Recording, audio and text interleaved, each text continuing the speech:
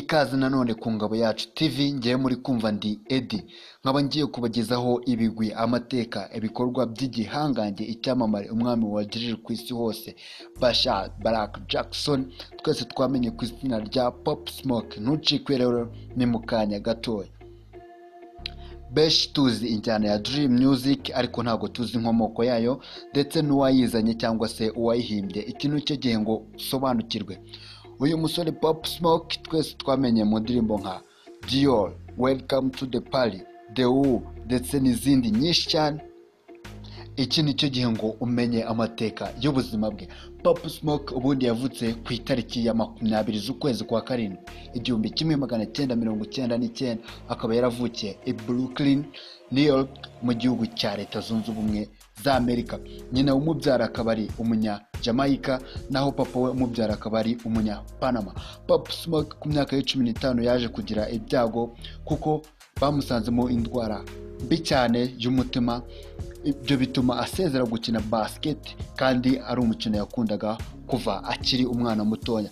Abonye ko gukina basket bitagikunze, yahisemo kwicururiza ibiyobyabwenge mu gihugu cya Leta Zunze Ubumwe za Amerika, ndetse aheraho anarapa. Pop Smoke kandi ku myaka ya 16 yaje kwirukanwa ku kigo yikagaho cyitwa Locked Up Academy. Icyo gihe bamwirukanye yafatanwe imbunda ku ishuri, ndetse aza no gufungwa ku gihe kigera ku myaka 2, ariko gusa nyuma aza gufungurwa afungishwa ijisho. Reka turebe uko Pop Smoke yaje kwinjira mu muziki. Pop Smoke umunsi umwe yagiye gusura umuproducer w'inshuti ye Urupfu, bakoranye, ajya muri studio kumusura. Urupfu icyo gihe yaje kunywa ibiyobyabwenge byinshi cyane bikabije, nuko aza gusinzirira muri studio, aho Pop Smoke aheraho afata microphone atangira kwirikodinga aririmbira muri beat yari yadownloadinze kuri YouTube. Ibyo ngibyo byaje gutuma akora indirimbo ya mbere ayita MPR. Nyuma y'igihe gito ya Pop Smoke yaje gusinyishwa amasezerano na Victor ndetse na Universal Group Music. Pop Smoke kuva ubwo ava muri gang yakoreragamo atangira gukora wenyine umuziki ku giti cye. Nyuma y'igihe gito yaje guhura n'umuproducer witwa 808 Mero, aza kumukora indirimbo yitwa Meet the Who Volume 1. Pop Smoke yatangiye kumenyekana icyo gihe akimara gukora iyo ndirimbo. Nyuma gato Pop Smoke ndetse n'uyu muproducer 808 nibwo bahise bazana injyana ya drill music, iragenda isakara ku isi hose, ikundwa cyane cyane n'urubyiruko. Nyuma yaho gato nanone Pop Smoke yahise akora indi song ayita Welcome to the Party, noneho aba icyamamare birenze. Mwibutse ko iyi ndirimbo Welcome to the Party yaje gukorerwa remix n'umuhanzikazi Nicki Minaj. Pop Smoke kandi azwiho kuvuga amagambo akomeye mu gihe yabaga ari kumwe n'itangaza makuru.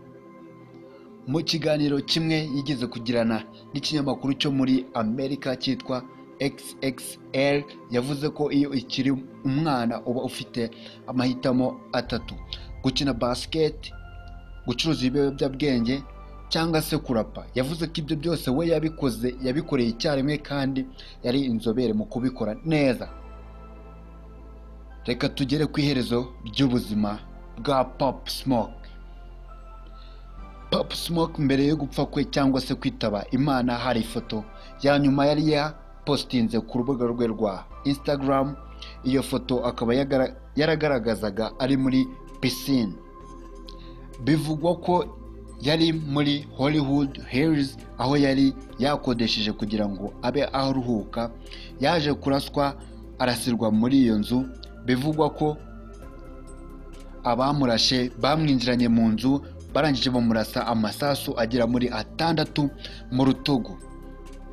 Abashinzwe umutekano bamugezeho nyuma y'iminota 5, bamujyana kwa muganga, ariko biranga by'ubusa, birangira yitabye Imana.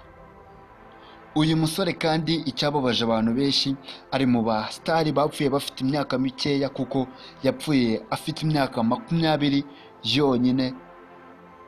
Ibyo rero byatumye abantu benshi bagira agahinda ndetse n'abafana be byarababaje cyane, ndetse n'abasitari bagenzi be baje kubabazwa n'urupfu rwa Pop Smoke. Urupfu rwa Pop Smoke barutangaje mu gitondo cyo kuwa 20 z'ukwezi kwa kabiri 2020, nibwo batangaje ko uyu musore yamaze kwitaba Imana. Nyuma y'urupfu rwe, itsinda rye ryasohoye alubumu yiwe riyita Shoot for the Star. Iri tsinda rikaba byarafashijwe na 50 Cent gusohora iyi alubumu ndetse n'abandi ba star batandukanye, dore ko 50 Cent yakundaga Pop Smoke ndetse na Pop Smoke ari mu bafana ba 50 Cent kuko nawe wamufashije gukora ibikorwa byinshi. Pop Smoke kandi yibukirwa ku ijambo rikomeye yavuze ko umuziki we awukorera abana b'urubyiruko rujyana imbunda ku ishuri cyangwa se bitwaza imbunda bagiye ku ishuri kuko baba batizeye umutekano w'imihanda yo muri Amerika.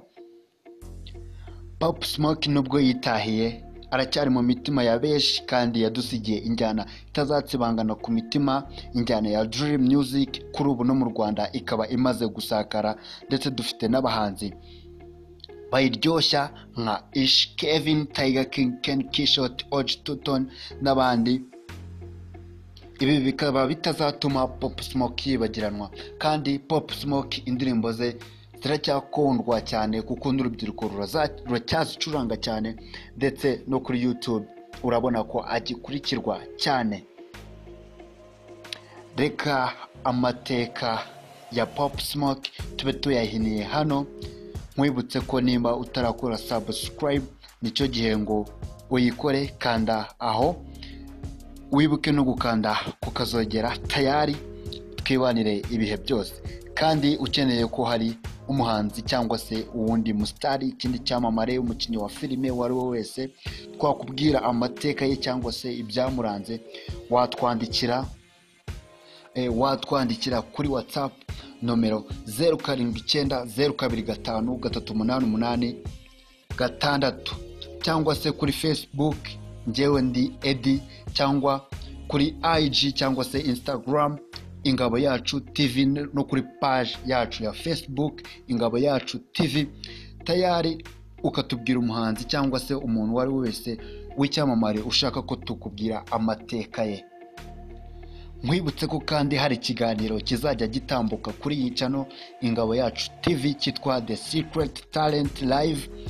Rero niba ufite impano yo kuririmba, yo gukina umupira, yo gukora ibintu ibyo ari byo byose, yaba yo gukina amakomedi ndetse n'amafilime, watubwira tukagukoresha ikiganiro ukayigaragariza abaturarwanda, mbese ibintu bikagenda neza. Ikindi kandi niba wagiye ni video, niba ukunda drill, niba ukunda Pop Smoke cyangwa ukaba ufite inshuti yawe ikunda Pop Smoke kandi ikaba ikeneye kumenya amateka ye, tayari kora share uyimusangize nawe ayirebe aryoherwe. Ndagushimiye rero wowe wakoze subscribe kuri iyi channel Ingabo Yacu TV, nawe utarayikora kandi tukwibutsa kuyikora. Kandi niba iyi video yakuryoheye ukore like, then na comment ziba zikenewe, kandi mukomeze kugira ibihe byiza. Imana ibaho umugisha. Njye mwari muri kumwe ni Edi, komeza kugubwa neza.